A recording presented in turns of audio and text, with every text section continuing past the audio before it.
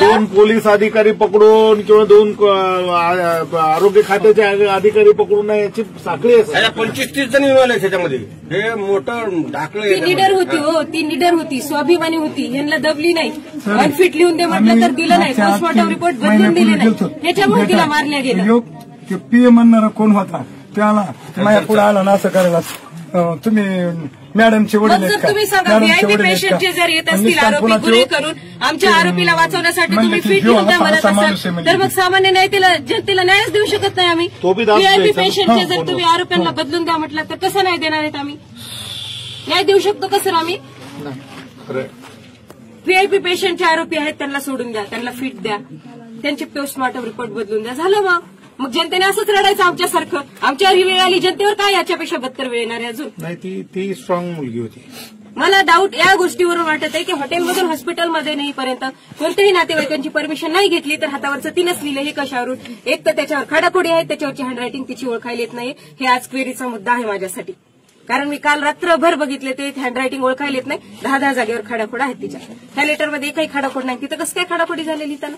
आणि जर तिनं पूर्ण प्लॅनने करून म्हणत आहे ना सगळं, मग खाडाखोडी कशाला केलं तिने? चिठ्ठी लिहिलीच असेल. सुसाईड नोट गायब करायला काय लागते? जर नातेवाईकच तिथं पोहोचले नाहीत तर नाही म्हणायला काय लागते? कोण बघणार आहे तिथं दिली की नाही म्हणून चिठ्ठी? डाऊट आहे मला या 2-3 गोष्टी. दुसऱ्या पोलिसांची नावे असतील, दुसऱ्या पोलिसांची नावे असेल, त्यांचे असू शकतात, अजून कोणाचे असू शकतात.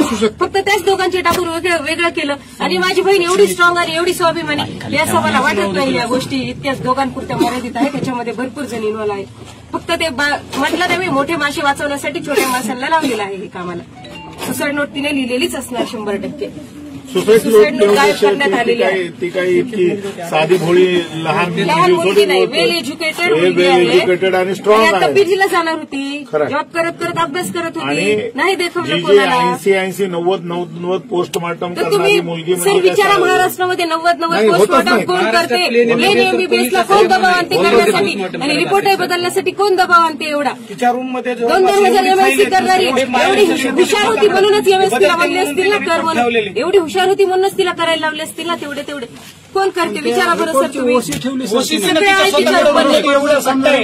आपल्याकडे ओसी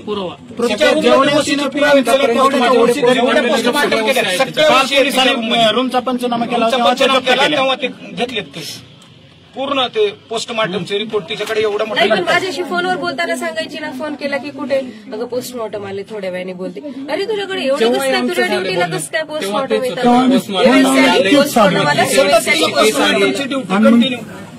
ते फोन लावला मग चिडायची. मग ते आम्ही पोस्टमॉर्टमची ड्युटी देणं हे सुद्धा तिला टॉर्चर करणंच. पोस्टमॉर्टम म्हणजे पोलीस केस आली, पोलिसांशी कॉन्टॅक्ट आला, आरोपीशी कॉन्टॅक्ट आला, सगळं आलं असतं त्यामध्ये सर. आणि मानसिकदृष्ट्या सुद्धा टॉर्चर आहे ना.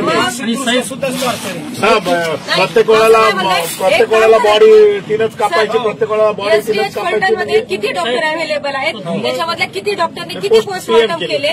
हिने किती पोस्टमॉर्टम केले? बाकीच्यांनी एमएससी किती केल्या? हिने एमएससी किती केल्या? जर त्यामध्ये ग्रॉस डिफरन्स आहे तर हिलाच काय एवढे एमएससी पोस्टमॉर्टम करावे लागले? तर ते काही घडलं नाही अशी प्रतिक्रिया देतो. काही घडलं नाही, नॉर्मल आहे. 2 तास तर घेऊन आला नाही अशी टीव्हीला पण तो बाईट काही घडलंच नाही. त्यांच्या घरच्यांचं घ्या जरा, घरच्यांचं सगळे बोलतायत ते घ्या. कारण हे सगळे जण तिचे भाऊ बहिणी आहेत, वडील आहेत, चुलते आहेत, गावकरी आहेत, कोटरबंदची आपले कोटरबंदची मंडळी आम्हाला न्याय पाहिजे. आणि आम्ही हे एक्सपेक्टेशन तुमच्याकडून करत आहेत सध्या. कारण कालपासून तुम्ही थोडंसं व्हायरल केल्यामुळे, प्रकरण उचलल्यामुळे आम्हाला एक आशा निर्माण झाली आहे की यांच्याकडून आम्हाला न्याय मिळू शकतो म्हणून.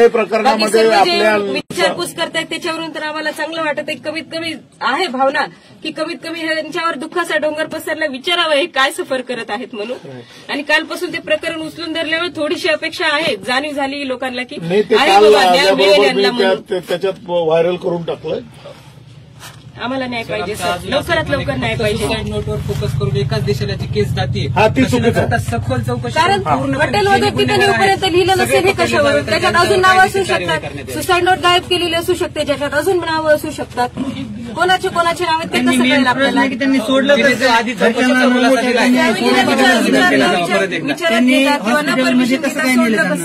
नाही, त्यांनी खरं तर 6 वाजल्यापासून ती संध्याकाळी 4 वाजेपर्यंत त्यांना व्यापार फाडा लागतोय.